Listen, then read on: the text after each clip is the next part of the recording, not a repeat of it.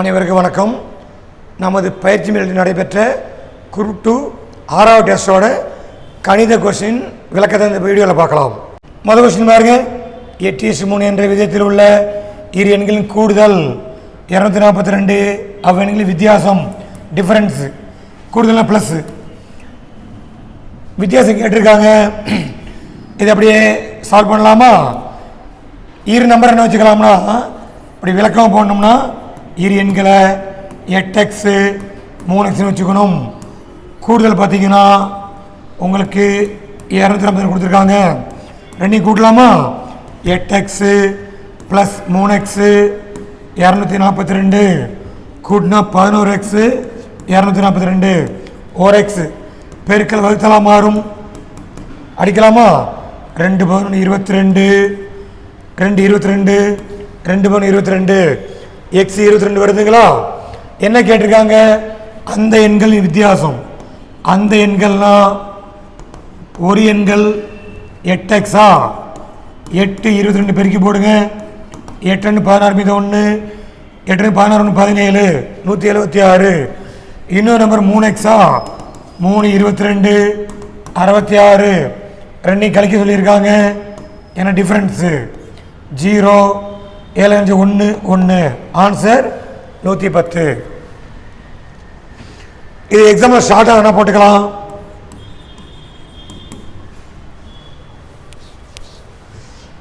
இந்த 242 எடுத்து 8 3 விட்டுனா 11 வருமா? 8 + 3 11 வகுத்துருங்க. வகுத்தா 2 வாட்டி 22 வருது. என்ன கேட்டிருக்காங்க? வித்தியாசம். அப்போ 8க்கும் 3க்கும் வித்தியாசம் பார்த்தீங்கன்னா 5. 5ஆல் அப்படி 21 பேருக்கு ஆன்சர் வந்துடும். 2 10 மீது 1 2 10 11. இதே கணக்கு இது போல் ஷார்ட்டாக போட்டுக்கலாம். டிஃபரன்ஸ்னா மைனஸ் பண்ணியாச்சு. நெக்ஸ்ட் பார்க்கலாமா? சிங் மற்றும் சில்வரின் கலவை 8:1. சிங்கு 8 பங்கு இருக்கு, சில்வர் 1 பங்கு. அக்கலவையில் சில்வரின் சதவீதத்தை கேட்டிருக்காங்க. நல்லா கவனிங்க. சிங்கு எவ்வளோ இருக்குன்னா 8 இருக்கு, 8 பங்கு அப்படின்னு அர்த்தம். ரேஷியோனா விகிதம், அது பங்காக பிரிச்சுக்கிறோம். சில்வர் பார்த்தீங்கன்னா 1 பங்கு இருக்கு. மொத்தம் 8 + 1 9 பங்கு இருக்கு. 9 ஷேர். என்ன கேட்ட? சில்வரின் சேர்த்து கேட்டிருக்காங்களா? சில்வரின் பர்சன்டேஜ் கேட்டிருக்காங்க. சில்வர் பார்த்தீங்கன்னா 1 பங்கு இருக்கு, மொத்தம் 9 பங்கு. சதவீதம்னா 100க்கு பார்க்கறது, பர்சன்டேஜ். 100/9 அடிக்கலாமா? ஓரம் 9 மீதம் 1 ஓரம் 9 மீதி 1/9. பின்னத்தை கலப்பினா மாற்றியாச்சு. எப்படி அடிக்கிறோம்? 11 99 மீதி 1/9 பர்சன்டேஜ் இருக்கும். ஆன்சர் பார்த்தீங்கன்னா இந்த இருக்கு ஆன்சர் 11 1/3%.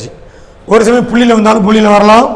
அப்போ என்ன பண்ணிக்கணும்? புள்ளியில் வந்தால் 11 99 மீதி 1.0 ஓரம் 9 இப்படியே போயிட்டுருக்கும். 11.11% இருக்கலாம். ஓகே, அடுத்த சம் பார்க்கலாமா? இந்த கணக்கில் முக்கியமான சம்மு 44 லிட்டர் ஆல்கஹால் மற்றும் நீரினை கொண்ட கலவின் விகிதம் 6:5. அவரின் மேலும் நீர் சேர்க்கப்பட்ட பின் கிடைத்த புதிய கலவின் விகிதம் 2:3 எனில் எவ்வளோ நீர் சேர்க்கப்படும் கேட்டிருக்காங்க. நல்லா கவனிங்க. மொத்தம் எவ்வளோ இருக்குன்னா 44 லிட்டர் இருக்கு. அதில் பார்த்தீங்கன்னா ஆல்கஹாலும் நீரும் 6:5 இருக்கு. ஆல்கஹால் உங்களுக்கு 6 பங்கு இருக்கு. நீர் பார்த்தீங்கன்னா 5 பங்கு இருக்கு.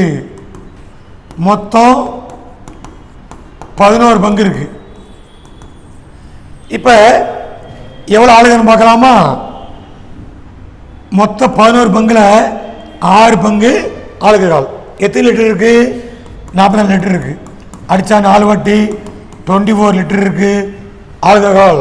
நீர் பார்த்தீங்கன்னா 11 பங்குல 5 பங்கு நீர் அளவு மொத்தம் 44 பிரித்தோம்னா 4 11 44, 5 20 லிட்டர். இப்படி கூட்டி பார்த்தோம்னா 44 வந்துடும். என்ன கேட்டிருக்காங்கன்னா இந்த விடை தப்பாக இருக்குது, 16 வரும். எத்தனை லிட்டர் நீர் சேர்த்தா கலவை 2:3 மாறும்? ஷார்ட்டாக போட்டுக்கலாமா? இங்கே பாருங்க, நம்ம கணக்காக போடணும்னா 24ஐயும் 20ஐயும் எழுதி, இது வந்து ஆல்கஹால் சதவீதம், இது நீர் சதவீதமா, அதை எத்தனை லிட்டர் மாற்றியாச்சு. என்ன கேட்டிருக்காங்கன்னா எவ்வளோ நீர்னு கேட்டாங்கன்னா இங்கே எக்ஸ்ட்ரா போட்டுக்கணும். சரி, கணக்காக போடுவோம். ரேஷியோ எப்படி மாறுது? 2:3, அது பின்னமாக மாற்றிங்க 2/3. நம்ம ரேஷியோ இருந்தால் அப்படியே கணக்கு போட முடியாது, பின்னமாக மாற்றிக்கணும். குறுக்கு பெருக்குவோமா? 2ஆல் 20 + x பெருக்கணும், 3ஆல் 24 பெருக்கணும். இது பெருக்கலாம் வகுத்தலாம் மாறுமா? 3 × 24/2 அடித்தா 12, ஒரு 36 வரும். x = கூட்டினா ப்ளஸ் மைனஸாக மாறும். விடை 16 சரியான விடை. Answer 16 litre. ஷார்ட்டாக போடணும்னா இந்த 24 லிட்டர் ஆல்கஹால், தண்ணி 20 லிட்டர் இருக்குது. நம்ம ஆப்ஷன் வச்சு கணக்கு போட போகிறோம். இதில் 16 சேர்க்க போகிறோம். எதில் சேர்க்கணும்? நீரில் தான் நம்ம 16 சேர்க்குறோம். ஏன்னா எல்லாமே நீரோட அளவு கொடுத்துருக்காங்க. இது வந்து ஆல்கஹால், இது வந்து நீர்.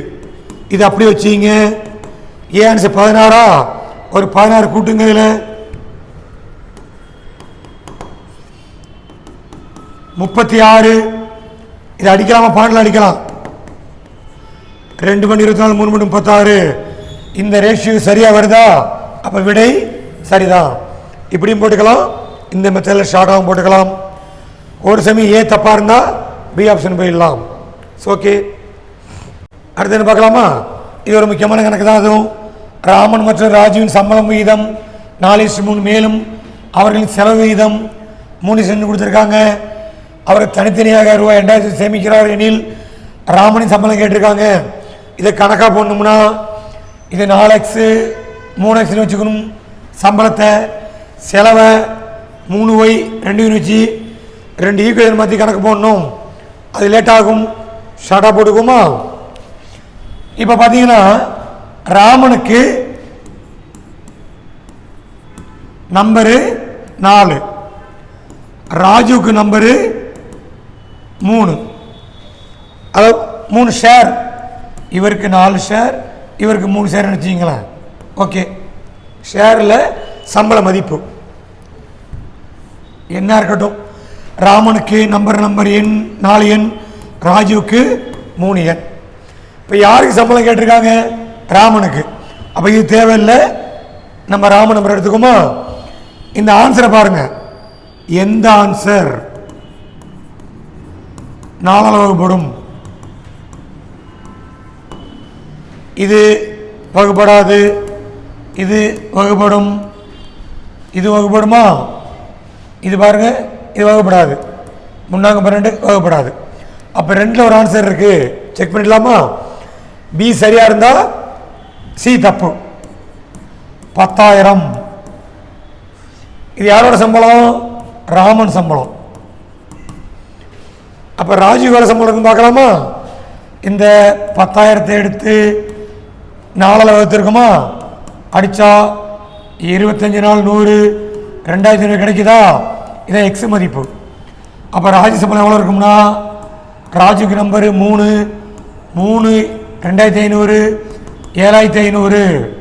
ஓகே, எதை சரி பார்க்க போகிறோம்? 2 பேரும் எவ்வளோ சேமிக்கிறாங்க? 2500. அப்போ இது சேமிப்போ மிச்சம் செலவு.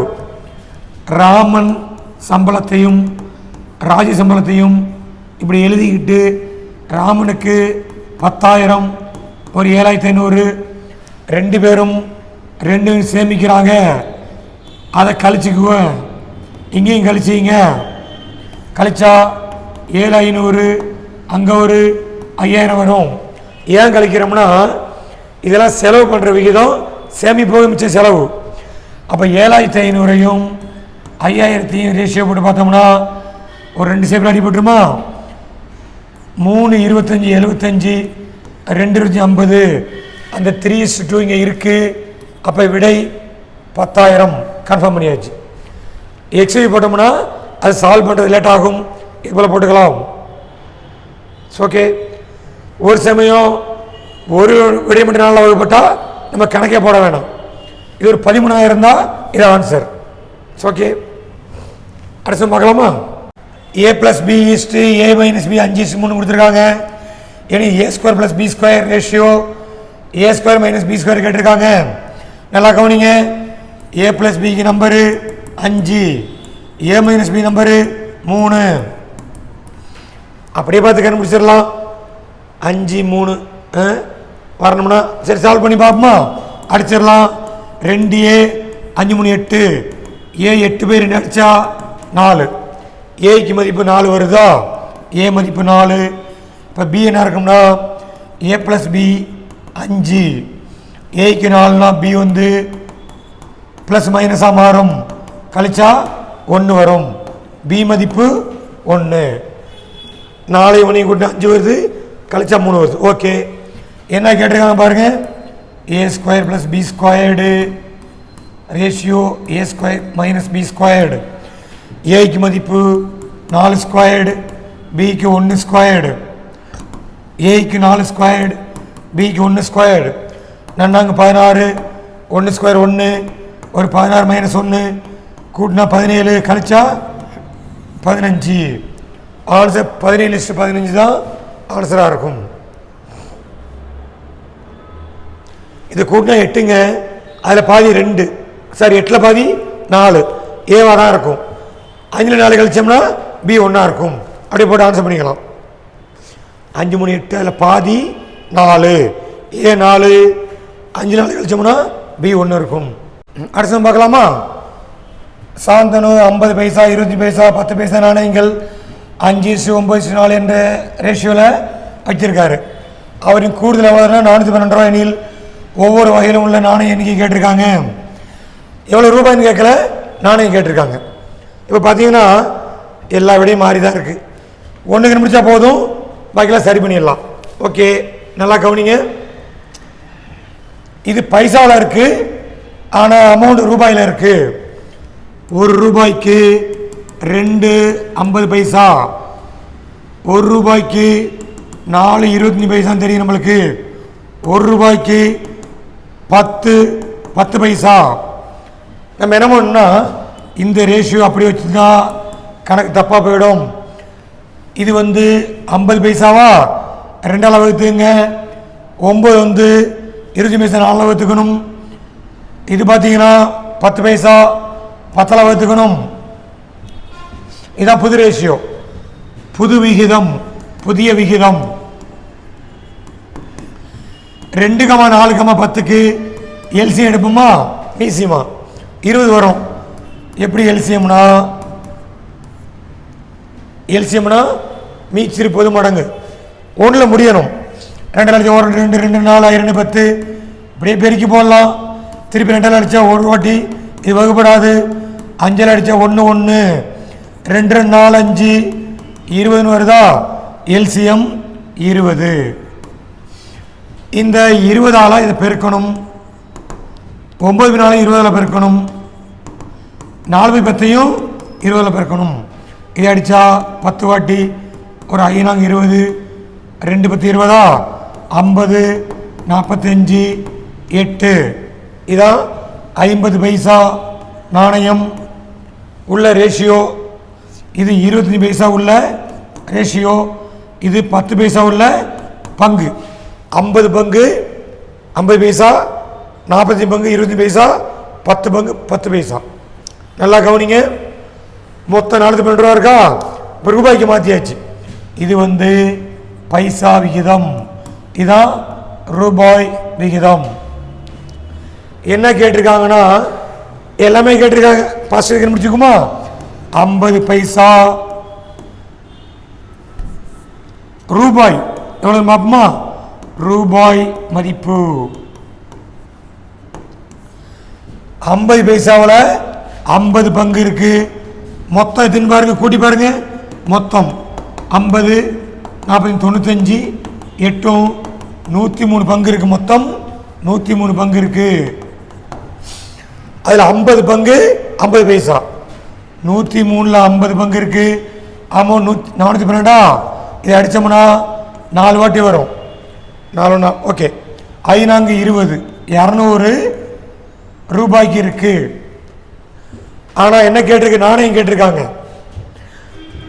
நம்மளுக்கு தெரியும் ஒரு ரூபாய் 2 50 பைசா இருக்கு. அப்போ 200 × 2 400 நாணயம் இருக்கும்.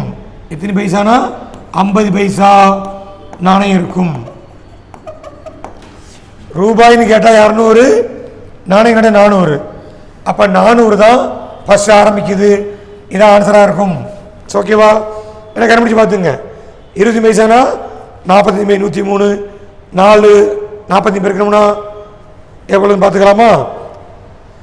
8 பங்குனா 8 பை 103 412.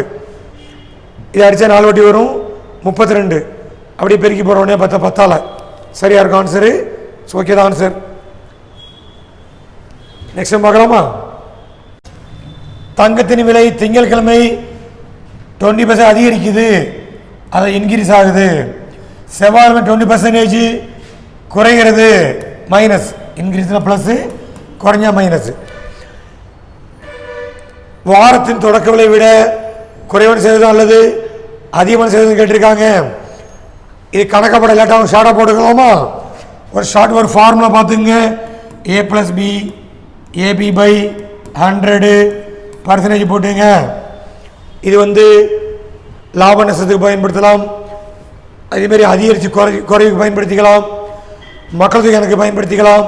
தள்ளுபடிக்கு பயன்படுத்திக்கலாம். என்ன ஒன்றா அதிகரித்தா ப்ளஸ்ன்னு போடணும்.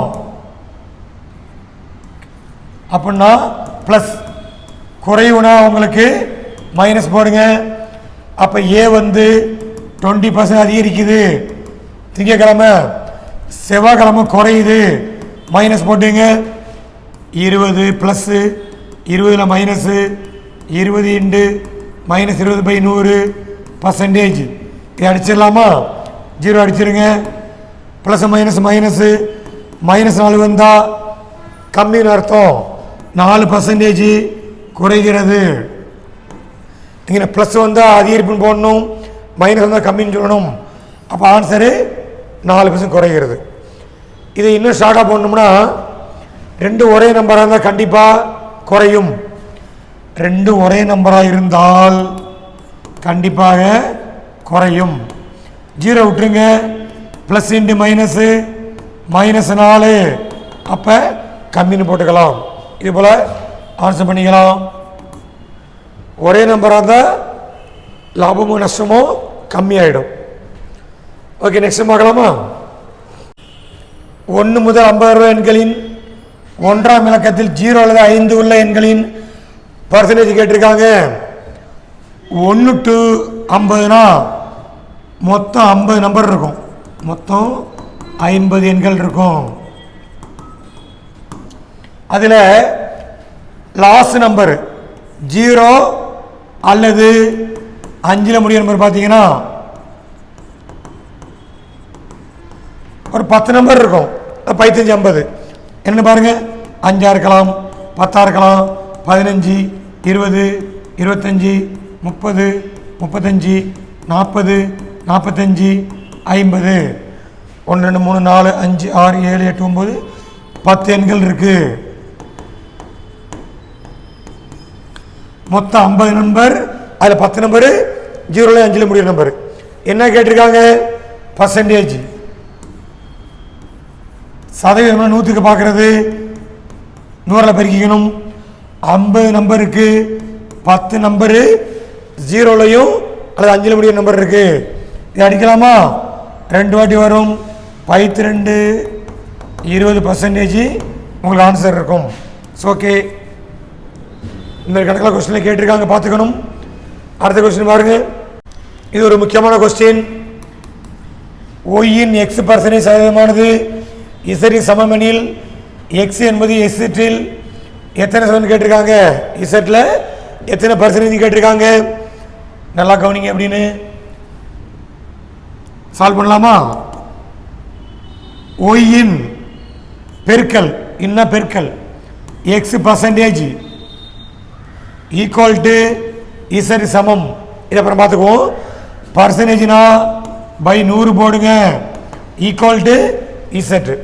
இங்கே எக்ஸ் இடத்துனால எக்ஸ் பண்ணி வச்சுக்குமா. X Y equal to 100 Z. X is equal to 100 Z by Y. இது அப்படியே இருக்கட்டும். ஒரு ஆன்சர். இங்கே என்ன கேட்டிருக்காங்கன்னா எக்ஸ் என்பது இப்படி என்பது அர்த்தம்னா விடையின் அர்த்தம். இசட்டில்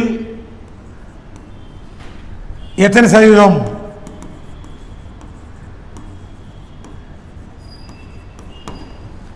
இன்னும் இல்லோ இந்த இசட்டை போட்டு பெருக்கல் போடுங்க.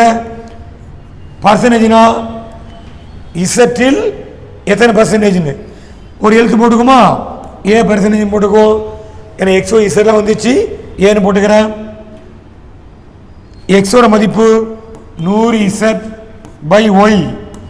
இசட் இன்னும் பர்சன்டேஜ்னா பை 100 போடுங்க. இந்த இசட் இசட் அடிச்சு போடலாம். குறுக்கு போயிருக்கோமா. 100 × 100 100 ஸ்கொயர்டு. கீழே ஒய் இருக்கும், ஏ இருக்கும். நம்ம ஏதான் கண்டுபிடிக்கிறோமா 100 ஸ்கொயர் பை ஒய். அப்போ ஆன்சர் இருக்கு. Okay, answer is D. இதுக்கு ஆன்சர் வந்து இதாங்க answer 100 square by y. Okay, இப்போ எனக்கு நிறைய கொஸ்டின் கேட்டிருக்காங்க, நல்லா கவனிச்சிங்க. அடுத்த கொஸ்டின் பாருங்க.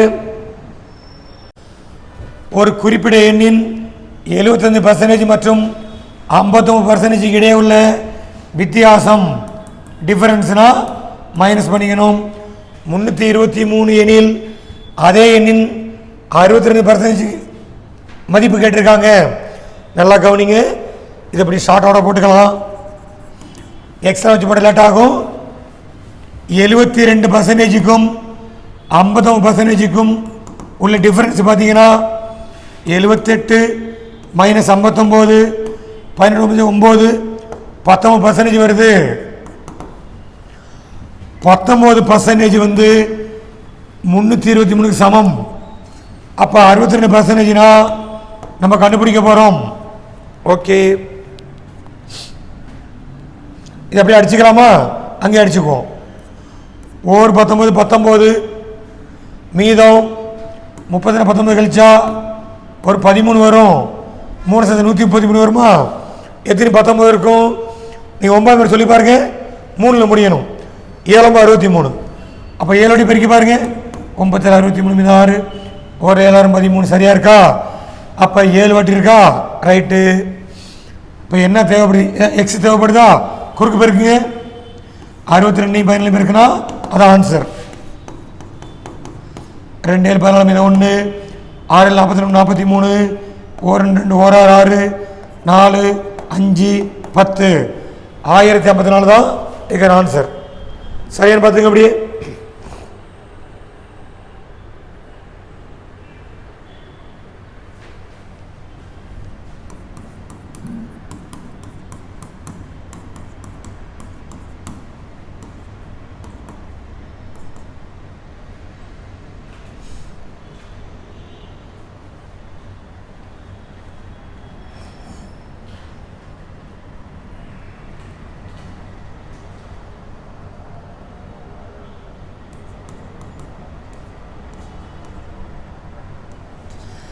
நம்ம இப்படியே போட்டு பார்க்கலாம்.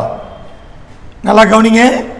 இந்த 62 எது வகுக்கும்னா இது வகுக்காது, ஆட் நம்பராக இருக்குது. இந்த ஆன்சர் மட்டும் தான் வகுக்கும் பாருங்க. 1054 அப்படி 64 வகுத்து பார்க்கலாமா.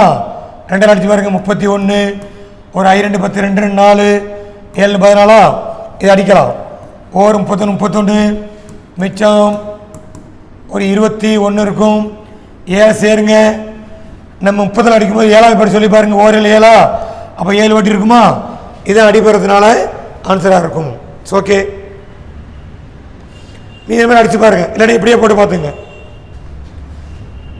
என்ன பண்ணணும், வித்தியாசம்னா 78 59 வித்தியாசம் 19% 19% 323னா 61%னா இதை அடித்தா 17 வருதா? அப்படியே குறுக்கு பேருக்குன்னா ஆன்சர் வந்துருச்சு 1054. ஓகே, அடுத்த பாருங்க. அப்படியே 25 மாணவர்களில் 75 பேர் கணித பாடத்தில் திறமையானவர்கள் எனில் கணித பாடத்தில் திறமையற்றவர்கள் கேட்டிருக்காங்க. நல்லா கவனிங்க. மொத்தம் 25 பேர் இருக்காங்களா? 25 மாணவர்கள் இருக்காங்க.